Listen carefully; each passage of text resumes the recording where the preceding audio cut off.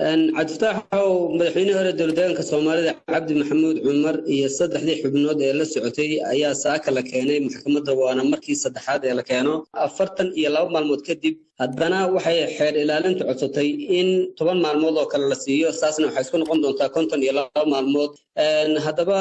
cabashooyin hore oo madaxweynuhu iyo xubnahan la socdaba ay hore u cabanayeen baa jiray oo ah inaan qorraxda in badan la tusin iyo in af Soomaaliga dadka ku hadla af xamaarka garanaynin ee ehelkooda markay isu yimaadaan qasab laga dhigo inay af xamaar ku hadlaan ama ayna la hadlin iyagoo yimid iskaga tagaan marka tanna saddexdii jeer hore way ka cabanayeen haddaba garsoorihii maanta maxkamadda fadhiyay ayaa xeer ilaalintii in badan la hadlay oo wuxuu ku yiri saddex jeer hore ayaan siinay fursad haddana fursad labaad baan siinay marka waxaad samaysaan buuri marka aad hadda noo timaadaan 10ka bari dhamaato waa inaad la timaadaan buuri dimuqraadiyadiin iyo dambiyada dadkan aad ku daba haysaan waxaad rabtaan buuri inaan aad sanad iska jiitaan baad rabtaan ereygaas oo isticmaalay oo garsoorihii uu ku yiri